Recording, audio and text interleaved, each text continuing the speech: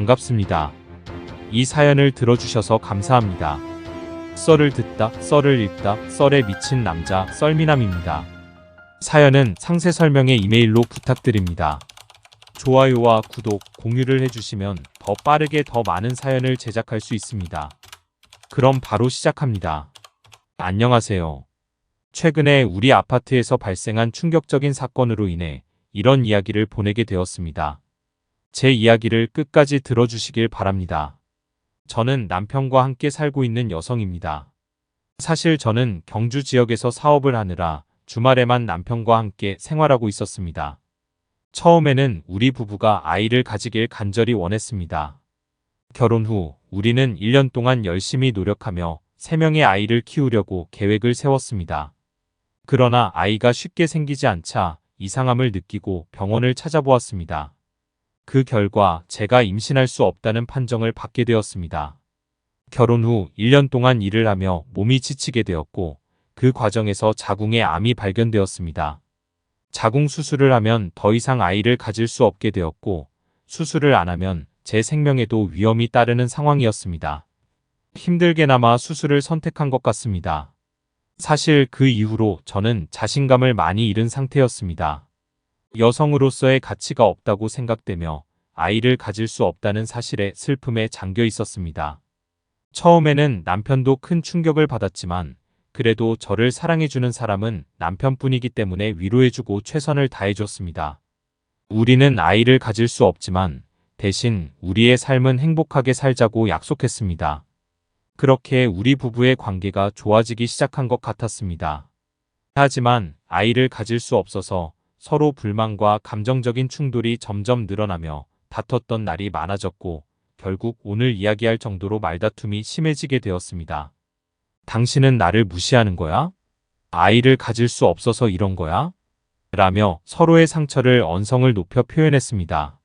상황은 점점 악화되었습니다. 저번 주에는 회사가 경주 지역에서 확장되면서 그곳으로 이사하게 되었습니다. 제가 필수적으로 그곳에 있어야 했기 때문에 남편과 주말 부부로 생활하게 되었습니다. 그런데 새 집의 집주인이 전세금을 인상해달라고 요구하여 우리는 서울로 이사를 해야 했습니다. 돈 문제까지 겹치면서 정말 어려운 상황에 처했지만 다행히도 제가 퇴직금을 모아 서울에서 다시 집을 구할 수 있었습니다. 그래도 주말만 집에 올 수 있었지만 최대한 잘 해결하기 위해 노력했습니다. 그렇게 어려운 부부 생활을 하던 중 일이 벌어졌습니다. 경주에서 사는 저는 서류 작업으로 인해 화요일에 급하게 서울로 올라가야 했습니다. 그래서 말도 못하고 집을 떠났습니다. 하지만 집에 도착했을 때 남편의 격렬한 목소리가 계단 중간에서 들려왔습니다. 제 얼굴은 깜짝 놀랐고 남편은 나를 보고 당황한 모습이었습니다. 당신은 경주에 있어야 하는 거 아니야? 라며 이상하게 말했습니다. 오늘은 급하게 서울로 올라와야 해서 어떤 일이 있는지 설명해 보자니 윗집 아주머니가 갑자기 제 어깨를 치며 그쪽이 여기서 잘 지내나요? 참 이상해요. 안에서 당신 남편이 시끄럽게 하는 거잖아요. 제가 잠을 못 자게 해서 너무 힘들어요. 라고 말했습니다. 그러자 남편은 어이없어하며 소리쳤습니다. 왜 내가 뭘 잘못한 거야? 밤마다 쿵쿵거리고 소리 지르면서 사람을 미치게 만드는 건 왜 찜찜하니? 내가 어이없어서 너희들이 야 제대로 살라고 말해도 난생 처음 욕 한 번 한 적 없는데. 상황은 점점 고조되며 싸움이 커졌고 경비 아저씨가 들어와야만 진정되었습니다. 집에 들어간 후에 남편에게 말했습니다. 언니, 갑자기 윗집 아줌마가 왜 당신한테 소리 지르고 무슨 여자를 데려와서 시끄럽게 하는 거야? 라고 물었습니다. 남편은 얼굴이 붉어지며 억울한 듯이 대답했습니다. 아니야, 그 찜찜한 아줌마가 완전 미쳤어. 밤마다 아기 우는 소리가 크게 들리고 새벽에는 남자들이 몰려다니면서 화장실까지 소리치잖아. 내가 정말 미칠 것 같아서 사건을 했지. 그런데 그 아줌마부터 갑자기 내가 집에 여자를 데려와서 시끄럽고 남잡하게 한다고 매일 아침 창문 열고 소리치면서 사람들이 출근할 때 다 듣게 하려는 거야. 우리 집 호수를 말하면서 이상한 소문을 퍼뜨린다고 해서 참을 수 없어서 오늘 직접 올라왔어. 그런데 난생 처음 본 아이 한 명이 있는 것 같더라고요. 이상하다니까 말하는 겁니다. 솔직히 말해서 저는 상황을 명확하게 알지 못해서 아줌마의 이야기가 정말 사실인지 남편이 결백한 것인지 확신할 수 없어서 마음이 찝찝합니다. 그렇게 혼란스러운 상태에서 일단은 남편을 진정시켰습니다. 제가 다시 일 때문에 주로 내려갔고 남편도 흥분을 억누르고 카라를 앉혔 다음에 업무를 시작했습니다. 그렇게 몇 개월 동안 층간소음 관련 싸움은 조금 잠잠해진 것 같았어요. 남편은 3개월 동안 해외 출장 및 파견으로 발령되어 집을 비워야 했고 그때 경주에서 서울로 근무지가 변경되어 출근하게 되었습니다. 남편이 없는 집은 어딘가 공허하고 텅 빈 느낌이었습니다. 사이가 좋지 않아 이혼까지 갈 뻔한 상황이었지만 그래도 남편은 남편입니다. 없으면 허전한 거니까요. 저는 그렇게 주말에 쓸쓸하게 집에 있다가 도저히 가만히 있으면 우울해져서 안 될 것 같은 생각이 들어 집안을 청소하기로 결심했습니다. 그런데 그때 남편의 오빠 군에서 믿기 어려운 일을 발견했습니다. 어린아이의 옷들이 나오는 거였습니다. 아이를 키우지도 않는데 왜 옷들이 나오는지 이해할 수 없었습니다. 찝찝한 마음이 들어서 집안을 뒤져보다가 충격적인 편지 하나를 발견했습니다. 아저씨, 우리 엄마 남편 해주시면 안 돼요. 아니면 아저씨가 아빠 해줘요. 나 아저씨 볼 때 가장 행복해요. 아저씨랑 또 만날 수 있는 거죠? 아저씨, 우리 아빠 되셔야 해요. 저는 편지를 읽으며 망치로 머리를 맞은 것처럼 충격을 받았습니다. 남편이 몰래 유부녀나 어린아이를 만나고 있었구나. 내가 없을 때 그 아이를 집에 데려와서 시키고 맛있는 음식도 대접하고 했던 거구나. 그런 생각이 들었습니다. 확인할 수 없는 이 아이가 있는 여자, 혹은 아이를 가질 수 있는 여자를 원한 것 같았습니다. 이제 우리 부부 사이는 정말로 끝인 것 같았고, 이 사람 한국에 도착하면 그때야 제대로 이혼 준비해야겠다는 마음을 품었습니다. 저는 그렇게 씁쓸한 기분을 안고 유언 준비를 위해 노트북을 켰습니다. 그런데 네이버 검색 기록에 남편의 검색 내용들이 나왔습니다. 아동 입양, 입양 가족, 상간, 남 등등의 검색어가 적혀 있었습니다. 저는 너무 충격받았고 그 순간부터 모든 게 무너져 내리는 듯한 기분을 느꼈습니다. 온몸이 타오르며 녹아내릴 것 같은 기분을 알 수 있으신가요? 제게선 확신되었습니다. 이 남자 나 몰래 연애를 했던 거구나. 그렇게 생각했습니다. 저는 남편의 불륜 증거를 잡듯이 뒤져야만 했습니다. 그래야 제가 이혼 소송에서 승소하고 위자료도 받을 수 있었기 때문입니다. 남편이 해외 출장 중이라서 막막한 상황이었습니다. 핸드폰을 확인하거나 연락할 수 없어서 점점 일상생활에 집중하기가 어려워졌습니다. 그런 어느 날 남편의 방에서 누워있던 창문으로 뭔가 내려오는 것을 발견했습니다. 궁금해서 가까이 다가가 보니 종이 조각이었습니다. 창문을 열고 종이를 잡아당겼고 조심스럽게 펼쳐보았습니다. 그 순간 크게 놀라서 주저앉았어요. 아저씨 언제 올 거야? 빨리 우리 집에 와서 나 보러 와. 아저씨 없으니까 나 진짜 굶어 죽을 것 같아. 아저씨 왜 약속 안 지켜? 빨리 와. 나는 쪽지였어요. 그 쪽지를 보고 싶은 마음에 주인을 찾고 싶었지만 그게 바로 위층에서 내려온 것인지 아니면 옥상에서 떨어진 것인지 알 길이 없었습니다. 윗집에 사는 아이가 보낸 것 같았지만 윗집 아주머니와 남편 사이가 좋지 않은 상황이었고 제가 찾아가서 초인종을 누르면 그 아줌마가 어떤 욕설이나 해를 끼칠지 모르는 상황이었습니다.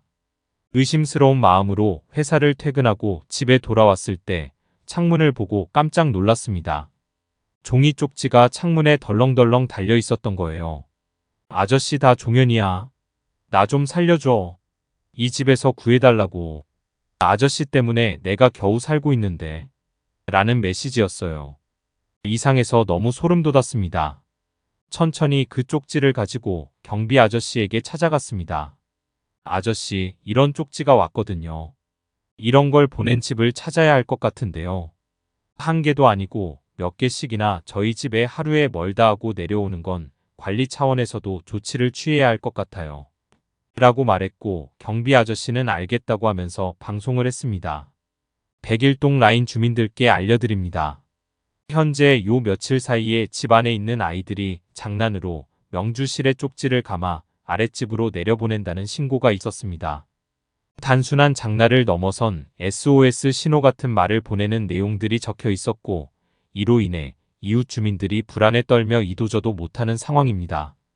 각 세대에서는 아이들이 과도한 장난을 더 이상 하지 못하도록 교육을 시켜주시고, 창문을 열고 장난을 하면 추락사를 유발할 수도 있으니 반드시 창문을 꼭 닫고 아이가 창문 위로 올라가지 못하게 단속해 주십시오. 라며 방송 내용은 전달되었습니다. 그 후로 다행히 쪽지는 내려오지 않았어요. 하지만 그 방송 이후로 윗집에서 소음은 엄청나게 커졌습니다. 매일 밤 아이가 고통스럽게 우는 소리와 함께 무엇을 치는 소리가 들렸어요. 살려달라는 소리도 들렸고 아저씨라고 하면서 무언가 애타게 찾는 목소리도 들렸어요. 매일 듣다 보니 제가 정신병에 걸릴 것 같아서 경비 아저씨를 통해 관할 경찰서로 가보기도 했지만 그때마다 윗집에서 서 있는 저를 찾아와 두들기며 고함을 지르거나 상식이 안 통한다는 이상한 말을 내뱉었어요. 더 이상 이런 상황에서 살아갈 수 없다고 생각했습니다. 다음 주에 남편이 집에 돌아올 때 이혼을 통보하고 집을 부동산에 맡기려고 결심했습니다. 층간소음과 그로 인한 갈등, 그리고 남편의 외도는 너무나 참기 어려웠습니다. 40대인데도 이런 폭력적인 일들이 계속해서 일어나서 동네를 떠나 모든 문제를 해결하고 싶었습니다. 그러던 중 외국 출장에서 돌아온 남편이 집에 도착하게 되었고 저는 분노하여 소리쳤습니다. 당신 미쳤어? 이 어린아이의 옷은 뭐야? 그리고 네이버 검색 기록에 생각난 게 뭐야? 내가 어떻게 받아들여야 해? 당신 나 몰래 다른 여자 만났니? 그러자 남편은 깜짝 놀라며 제게서 아이가 보낸 쪽지를 가져갔습니다. 그동안 창문을 통해 내려오던 쪽지도 제 손에 있었습니다. 제 손에 있는 쪽지를 본 남편은 화를 내며 말했습니다. 자기야, 무슨 짓을 한 거야? 설마 이 쪽지 내려온 고 위에다가 말한 거야? 아, 그러면 안 된다고. 미치겠네. 내가 다 설명할 게 있으니 침착하게 기다려봐. 그리고 남편은 노트북을 켜서 자신의 이메일에 저장되어 있던 녹음 파일과 영상 파일을 보여주었습니다. 이게 뭐냐고? 하면서 보니 알고 보니 윗집의 이상한 아줌마가 자신의 아이를 학대하고 막대하는 모습이 찍혀 있는 것이었습니다. 그 윗집 아이는 정말로 비참한 상태였습니다. 남편의 이야기를 듣자 저는 너무나 깜짝 놀랐습니다. 알고 보니 남편은 소음 문제로 위층을 가끔 찾아갔다는 것인데요. 어느 날 윗집에 작고 마른 아이가 문을 열어주었다고 합니다.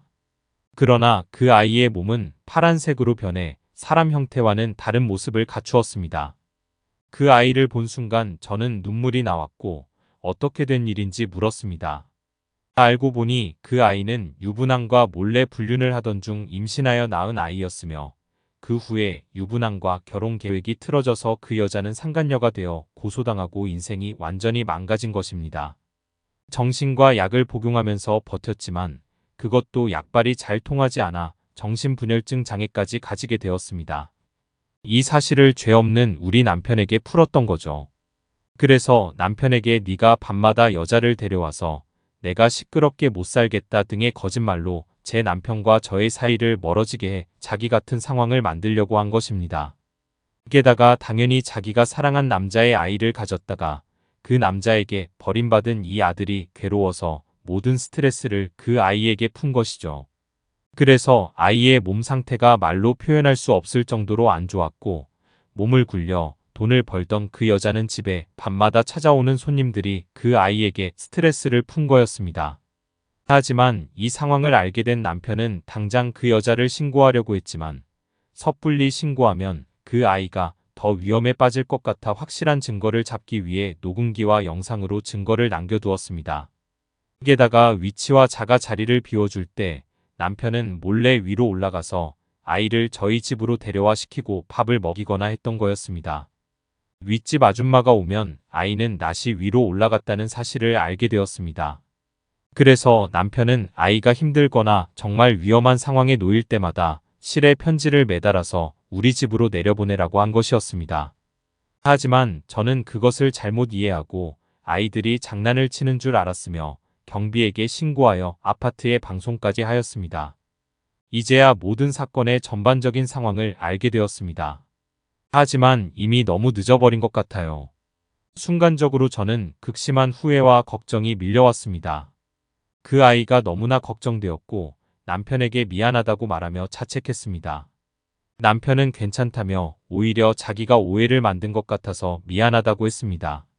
우리는 서로에게 안부를 묻고 기운을 차리기로 했습니다. 하지만 윗집의 아이를 그 상황에서 구출하기 위해서는 철저한 계획이 필요했습니다. 우선 경찰서에 가서 상황을 설명하고 남편이 모은 증거를 모두 제출하여 친모와 그 아이를 법적으로 분리시켜야 했습니다. 모든 준비를 마친 후 우리는 다시 집으로 돌아왔습니다. 그 순간 윗집에서 아이의 비명소리가 들려왔습니다. 아저씨, 살려주세요. 어떡해요? 이건 분명히 남편을 부르는 소리였습니다. 남편은 여자가 아이를 죽일 의도로 하는 것 같다며 신고해야 한다고 말했고 우리는 신고를 받은 경찰이 출동해야 했습니다. 하지만 그 여자는 닦아 자 안 가면 나랑 아이를 확 뛰어내릴 거라며 협박을 했고 우리는 모두 패닉 상태에 빠졌습니다. 바로 문 따는 도구를 가져와 순식간에 문을 따고 경찰과 함께 그 집으로 들어갔습니다. 그 여자를 체포했습니다. 화장실에 있던 아이는 코에서 코피를 흘리며 정말 어두운 상태였습니다. 저와 남편은 바로 집에서 담요를 가져와 아이를 감싸주었습니다. 그 아이가 말하더라고요. 아저씨, 내가 살려달라는 목소리 들렸어요. 아저씨, 왜 이렇게 늦게 왔어? 내가 얼마나 아저씨 기다렸는데. 아저씨가 다시 데리고 간다면. 멍하니 서서 앉았습니다. 그 여자는 학대 혐의로 구속되었고 아이는 보호시설로 옮겨졌습니다. 하지만 우리 부부에게는 그런 아이가 너무나 걱정되어 바로 보호시설에 있는 아이를 찾아갔습니다. 그 아이의 몸은 너무나 약해지고 친모와 친모의 손님들로부터 받았던 스트레스를 온전히 감당해야 했던 것입니다. 본인들을 위한 준비를 마친 후 우리 부부는 담요를 가져와서 그 아이를 꼭 안아주었습니다. 그리고 그 아이는 말하더라고요. 아저씨, 아줌마 감사합니다. 그리고 아저씨, 저한테 스파게티 해준다는 거 잊지 마세요. 알겠죠? 라며 웃었습니다. 얼마나 마음이 뭉클하던지요. 남편은 그 아이의 손을 잡고 고개를 떨군 채 미안하다며 눈물을 흘렸고 저도 계속해서 눈물을 흘렸습니다. 아이의 엄마는 구치소에 송치되어 재판을 받았으며 1심에서 징역형을 선고받았습니다. 이후 친권 포기각서를 작성하여 아이를 보호시설에 맡기기로 결정했습니다. 우리 부부는 그 소식을 듣고 순간 멍해졌습니다. 잘된 일이라고 기도하면서도 혼자 남겨진 그 아이가 너무나 걱정되었습니다. 그리고 1심에서 징역형을 받은 여자는 10일간 항소하지 않은 채 구치소 안에서 목숨을 끊었다고 합니다. 정신과 약으로 하루하루를 버텼지만 구치소까지 들어가니 자기 통제가 안 되는 상태였던 것 같습니다. 일상에서는 아들과 스트레스를 풀며 버티고 있었지만 그 여자의 죽음으로 인해 그 선택을 한 이유였습니다. 친척도 없는 그 아이는 결국 혼자 세상에 남게 되었습니다. 이 소식을 듣고 우리는 많은 고민을 했습니다. 아이가 너무나 가슴에 밟혔었으며 혼자 남겨진 그 아이의 미래를 생각하면 착잡하고 눈물만 나왔습니다. 결국 저는 남편에게 조심스럽게 말했습니다. 사랑하는 우리가 그 아이의 양부모가 되어보는 게 어때요? 우리 자신도 아이를 가지길 원했던 찰나에 이런 일이 생겼으니까요. 지금 우리는 서로 안정된 위치에 있으며 생활에 어려움도 없어요. 그 아이가 성인이 되어서 혼자서 잘 살 수 있을 때까지 우리가 도와주면 어때요? 남편은 놀라워하며 나에게 말했습니다. 그래, 나도 동감해. 나조차도 자기에게 그 말을 하려고 했는데 자기가 어떻게 받아들일지 몰라서 말 못했었어. 가만히 있었습니다. 그 아이가 너무나 불쌍해서요. 아직도 스파게티를 먹을 때마다 그 아이가 생각나서 목에서 오름이 삼켜지곤 했습니다. 우리가 양부모가 되어서 그 아이를 진정한 행복으로 만들어주자고 생각했습니다. 울타리 역할을 해주며 이 어려운 세상에서 그 아이를 보호해주자고 말했습니다. 저희는 양가 부모로서 설득되었고 그 소식을 듣는 순간 그 아이는 환한 웃음을 지으며 진짜 아빠와 엄마가 생긴 거라고 말하며 깔깔 웃었습니다. 저조차도 눈물과 함께 웃음이 나왔습니다. 이렇게 우리 가족은 3명으로 늘어나며 충만하고 감사한 삶을 살아갑니다. 처음에 상처 입은 그 아이는 다행히 심리치료로 인해 상처가 치유된 상태입니다. 저는 엄마로서의 책임감을 더욱 깊이 느끼며 더욱 열심히 살아가고 있습니다. 그리고 남편과의 관계도 전보다 훨씬 돈독해지고 신혼초와 같은 화기애애한 시기를 되찾았습니다. 마음으로 낳은 아이 덕분에 삶이 행복해지게 되었으며 주변에서 일어나는 사건들에 대한 관심도 깊어졌습니다. 요즘은 주말마다 보육원과 사회단체를 가며 아이들을 위한 봉사를 하고 있으며 사각지대에 있는 어린 아이들을 보호하기 위한 법안 제정 운동에 참여하고 있습니다. 어디선가 폭행당하거나 목숨을 잃어가는 아이들의 현실에 개탄하지만 주변에 관심을 기울이고 목소리를 내면 이런 일들이 줄어들 것을 확신합니다. 이 사건으로 인해 제 인생은 완전히 바뀌었으며 세상을 바라보는 시각도 변화했습니다. 예전에는 나와 내 가족만을 생각하며 살았지만 지금은 주변 사람들과 이웃들에게도 관심을 기울이며 생활하고 있습니다. 행복합니다. 하지만 아직도 고통받고 있는 아이들을 위해 멈추지 않고 도움의 손길을 내밀기 위해 노력하고 있습니다. 제 사연을 듣는 분들 중에 주변에 도움을 청하는 아이들이 있다면 외면하지 말고 반드시 도와주세요. 제 작은 관심이 커져가는 작은 생명을 구할 수 있을 것입니다. 요즘 뉴스에서 자주 보는 아동 관련 문제를 듣다 보면 마음이 찢어집니다. 이럴 때일수록 사람들의 관심이 더 필요한 것 같습니다. 더 강력한 처벌을 위해 우리 모두 목소리를 내고 주변을 돌아보며 신경 쓰는 것이 필수라고 생각합니다. 그렇게 하면 사각지대에 있는 아이들에게도 빛이 비춰질 것이며 한 생명을 구할 수 있는 가능성도 생길 것입니다. 누구에게는 새로운 세상이 펼쳐질 겁니다. 이야기를 들어주셔서 감사합니다. 제 사연을 통해 어디선가 도움을 필요로 하는 아이들에 대한 관심과 도움의 손길이 커져가고 있다는 사실에 큰 기쁨을 느낍니다. 저의 작은 관심과 여러분들의 지원으로 작은 생명들을 구할 수 있을 거라 확신합니다. 혹시 주변에서 도움을 청하는 아이들에게서 소식을 듣거나 이와 관련된 일에 대해 알게 되면 외면하지 말고 반드시 도움의 손길을 내밀어 주세요.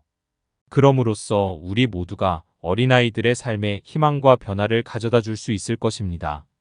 계속해서 주변에 관심을 기울이고 사각지대에 있는 아이들을 보호하기 위해 노력하며 그들의 권리와 안전을 위한 법안 제정에도 동참하겠습니다.